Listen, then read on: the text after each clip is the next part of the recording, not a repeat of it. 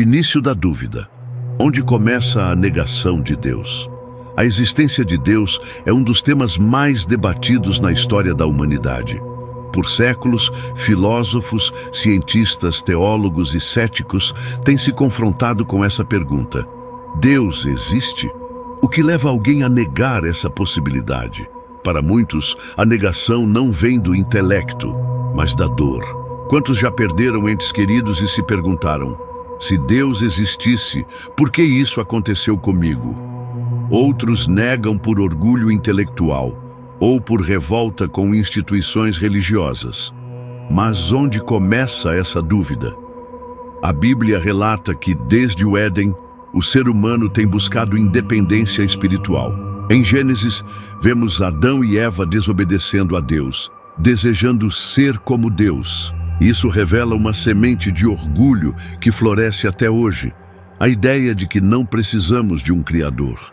E quando olhamos ao nosso redor, o mundo pós-moderno incentiva essa autonomia. A ciência, muitas vezes usada como martelo contra a fé, se tornou o novo altar onde muitos depositam sua esperança. Mas a ciência, por mais poderosa que seja, não responde às questões mais profundas da alma. Quem somos? De onde viemos? Qual o sentido da vida? Argumentar com quem não crê em Deus exige mais do que lógica. Requer empatia, sensibilidade e sabedoria. Muitos ateus não são inimigos de Deus, mas vítimas de experiências dolorosas que obscureceram sua visão espiritual. Um dos principais erros dos que defendem a fé é tentar vencer debates com arrogância ou desprezo. Jesus, ao encontrar Tomé, que duvidava de sua ressurreição, não o humilhou. Ele estendeu as mãos e disse: toque e veja. Essa abordagem amorosa é o verdadeiro ponto de partida para o diálogo. Outro aspecto importante é entender que a dúvida é parte do processo humano. Até mesmo gigantes da fé, como o rei Davi e o profeta Elias, enfrentaram crises espirituais profundas. Davi clamava nos Salmos: até quando, Senhor, esconderás de mim o teu rosto? Essas palavras revelam que a fé não é ausência de dúvida, mas a coragem de continuar acreditando mesmo em meio à escuridão. Quando alguém diz Deus não existe, muitas vezes está gritando por provas de que ele se importa. E nós, como representantes de Cristo na Terra, somos chamados a oferecer não apenas argumentos, mas amor. A negação de Deus também pode ser alimentada por um mundo que prega o materialismo como solução. A sociedade atual valoriza aquilo que é tangível, mensurável e lucrativo. Nesse cenário, Deus se torna um conceito obsoleto, ultrapassado, desnecessário. Muitos jovens são bombardeados desde cedo com ideias de que religião é superstição e que fé é fraqueza. Mas esse vazio espiritual, inevitavelmente, cobra seu preço. A ansiedade, a depressão e o aumento do suicídio são sintomas de uma geração que tenta viver sem propósito eterno. E quando alguém se vê diante da própria fragilidade, a pergunta inevitavelmente ressurge: e se Deus existir?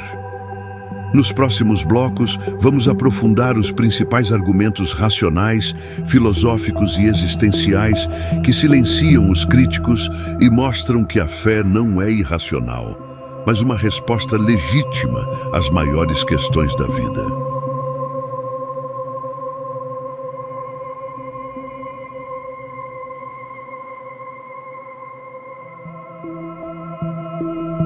O argumento cosmológico: algo não pode vir do nada. Uma das abordagens mais poderosas para responder a quem diz que Deus não existe é o argumento cosmológico, que parte da premissa de que tudo o que começa a existir tem uma causa. O universo, como sabemos, teve um início. O próprio Big Bang, amplamente aceito pela comunidade científica, confirma isso. E se o universo teve um começo, ele precisa ter uma causa. Mas qual seria essa causa? Poderia algo surgir do nada absoluto? A lógica simples nos mostra que o nada não produz coisa alguma.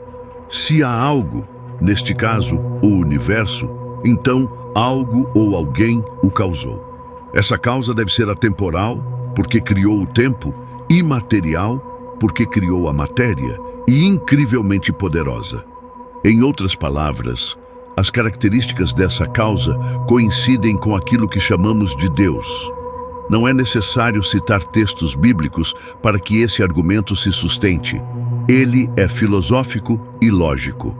A Bíblia, no entanto, confirma essa ideia com simplicidade e profundidade. Em Gênesis 1:1 lemos: "No princípio, Deus criou os céus e a terra, sem floreios, sem complicações." Deus é apresentado como o princípio de tudo, o motor inicial, a fonte de existência. Essa concepção ultrapassa religiões. É uma afirmação metafísica sobre a origem da realidade. Críticos tentam escapar dessa lógica afirmando que o universo poderia ter se criado sozinho, mas essa alegação fere os princípios mais básicos da razão. Nada se cria por si só. Um livro não se escreve sem um autor. Uma pintura não surge sem um pintor. Por que então o universo seria exceção?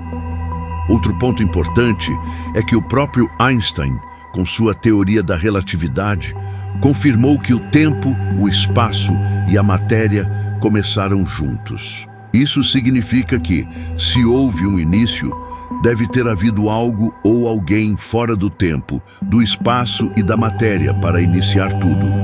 Aqui, vemos novamente o traço de um Criador transcendental. O argumento cosmológico é eficaz, porque mostra que crer em Deus não é dar um salto no escuro, mas sim enxergar a luz da razão. O filósofo William Lane Craig, um dos maiores defensores desse argumento, diz: "A existência do universo clama por uma explicação, e a melhor explicação é Deus."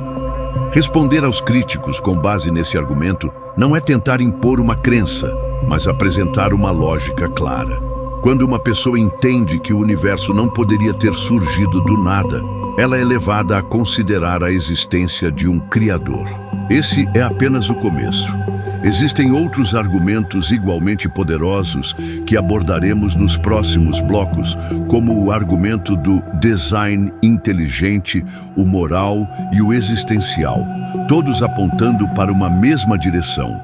Deus não apenas existe, como está mais próximo do que imaginamos.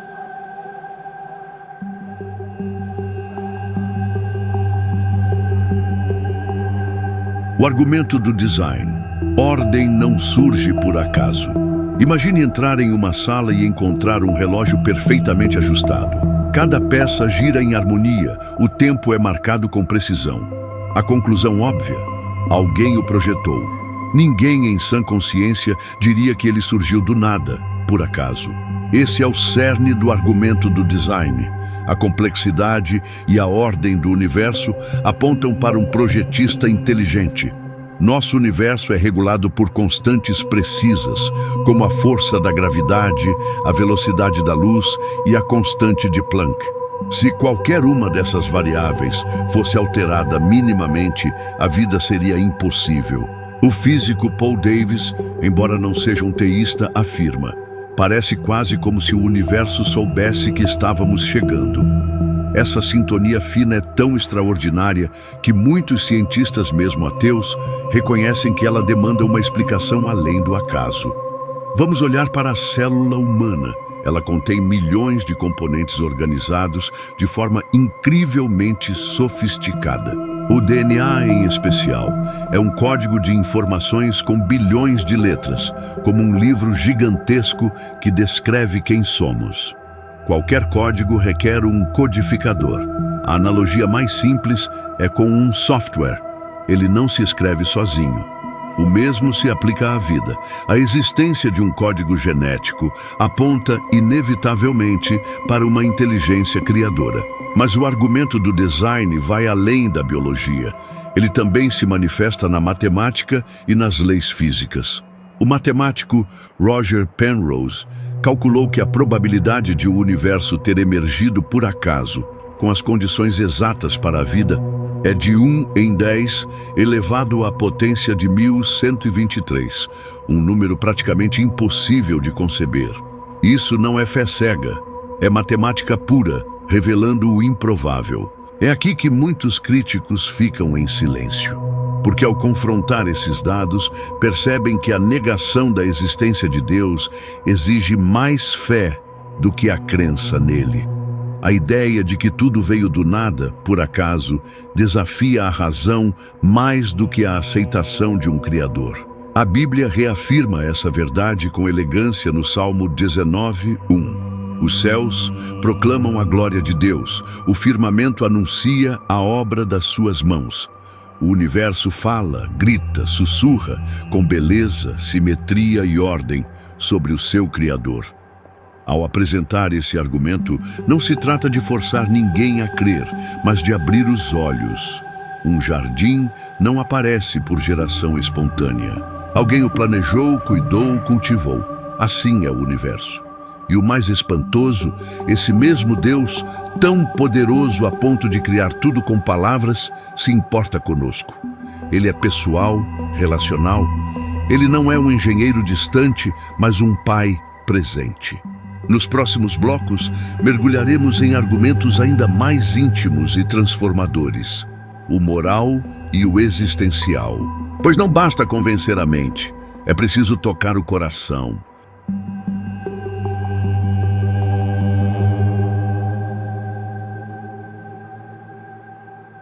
O argumento moral. De onde vem o certo e o errado? Se Deus não existe, por que achamos que matar é errado? Por que salvar vidas é uma virtude? O argumento moral é talvez o mais desconcertante para o cético, porque ele toca na consciência humana. Aquilo que sentimos, mesmo sem saber explicar. A maioria das pessoas, mesmo sem religião, age de acordo com padrões morais. Ajudar o próximo, cuidar dos fracos, não roubar, não mentir. Mas se a vida fosse apenas uma cadeia de reações químicas, fruto de evolução cega, por que teríamos tais valores? A seleção natural explica instintos, mas não princípios. A biologia pode justificar sobrevivência, mas não compaixão. O filósofo ateu Friedrich Nietzsche foi honesto ao afirmar: se Deus está morto, tudo é permitido. Ele entendeu que sem um padrão absoluto, a moral se torna subjetiva, relativa. E um mundo onde tudo é relativo é um mundo onde o bem e o mal são apenas opiniões, sem base sólida. A existência de valores morais objetivos aponta para uma fonte moral objetiva. Ou seja, se existem leis morais, deve haver um legislador. Esse legislador é Deus. Mesmo quem o nega, vive como se ele existisse. Quando protestam contra injustiças, quando clamam por igualdade, estão implicitamente reconhecendo uma ordem superior de justiça, algo que transcende culturas e épocas. Na Bíblia, Paulo escreve em Romanos 2,15 que os gentios, mesmo sem a lei, mostram que as exigências da lei estão escritas em seus corações, dando testemunho à sua consciência. Essa é a moral natural, implantada por Deus na alma humana. O mais impressionante é que essa moral também aponta para a nossa falência. Todos, em algum momento, transgredimos o que sabemos ser certo. Isso revela que não apenas há um padrão, mas que precisamos de redenção. A moral, portanto, não apenas evidencia Deus, mas nossa necessidade dele. Responder a um cético com o argumento moral não é confrontar sua lógica, mas despertar sua consciência. Pergunte a ele: por que se revolta com a injustiça? Por que se comove com a dor dos inocentes? Essas emoções não são meras reações químicas, são impressões da imagem de Deus em nós. Nos blocos finais, abordaremos o argumento existencial e as experiências transformadoras que a fé proporciona. Porque, no fim das contas, Deus não é apenas uma ideia que se prova, é uma pessoa que se encontra.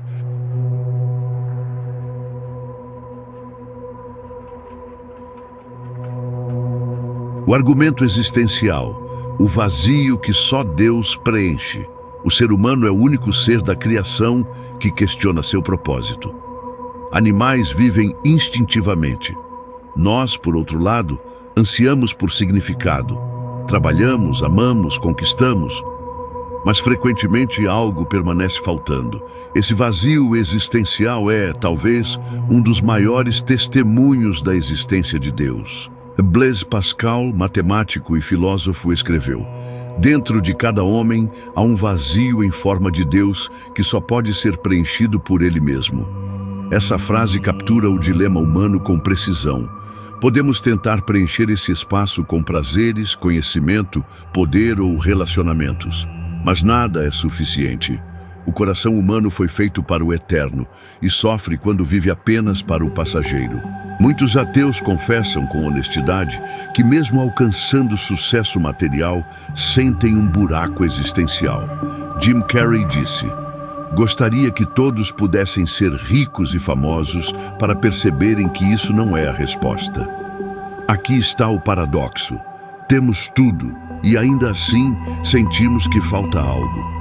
Esse argumento é profundamente eficaz porque se conecta com a experiência pessoal de cada um. Não se trata de uma fórmula lógica, mas de um espelho da alma.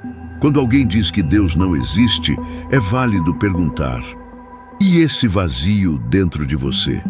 Já tentou preenchê-lo com tudo, mas ainda sente a falta de algo? Essa abordagem desarma o orgulho e toca o íntimo. Na Bíblia, Eclesiastes nos apresenta a busca de Salomão por sentido. Ele teve sabedoria, riqueza, prazer, poder, mas concluiu: tudo é vaidade. No final, sua resposta foi simples: tema a Deus e guarde os seus mandamentos, porque isso é o dever de todo homem. O encontro com Deus é o que transforma a existência em vida plena. O argumento existencial também se fortalece com testemunhos. Incontáveis ex-ateus, quando confrontados com sofrimento, perda ou beleza transcendental, se voltaram para Deus. C.S. Lewis, ex-ateu e um dos maiores defensores da fé cristã, descreveu sua conversão como ser puxado para Deus chutando e gritando. A beleza de uma experiência com Deus é que ela não se explica, se vive. E é justamente essa experiência que a fé cristã propõe. Não um código frio de regras, mas um relacionamento com o Criador. Jesus disse: eu vim para que tenham vida e a tenham em abundância. Essa vida abundante não é isenção de problemas, mas preenchimento do vazio. No bloco final, veremos como unir todos esses argumentos numa conclusão impactante, mostrando que Deus não é apenas uma hipótese plausível, mas a verdade que transforma. E traremos uma reflexão que marcará profundamente quem assistir até o fim.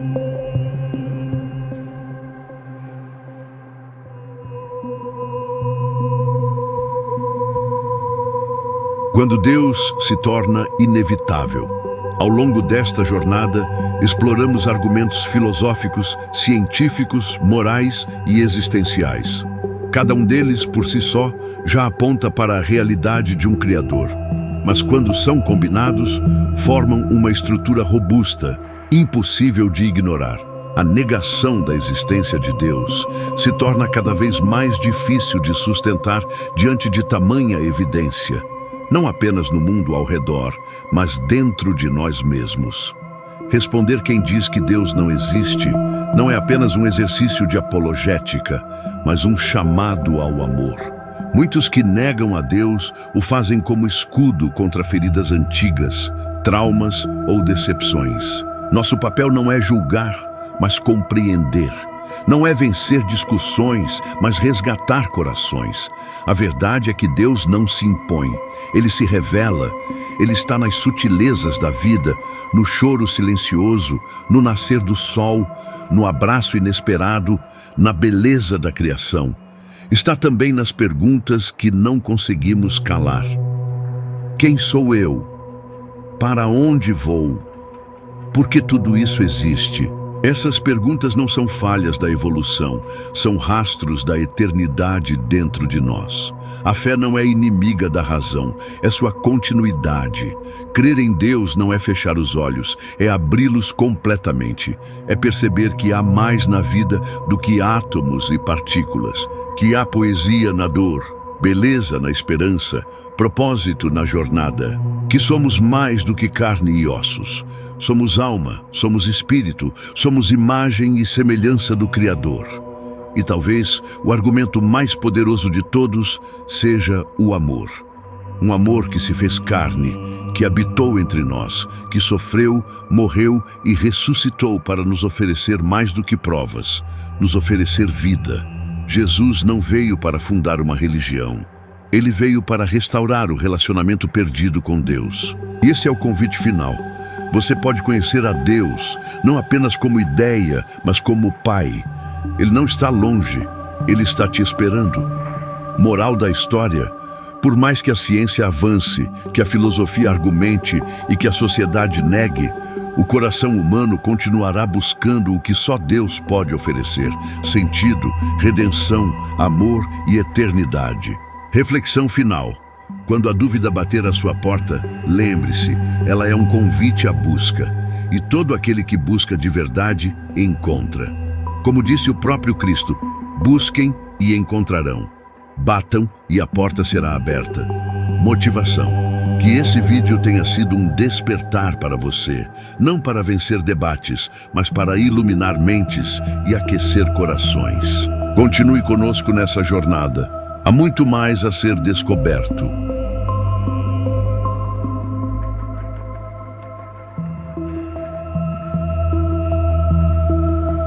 Obrigado por assistir esse vídeo. Pedimos que se inscreva em nosso canal e curta esse vídeo. Ative também o sininho das notificações para ser avisado sobre nossas postagens. Até o próximo vídeo.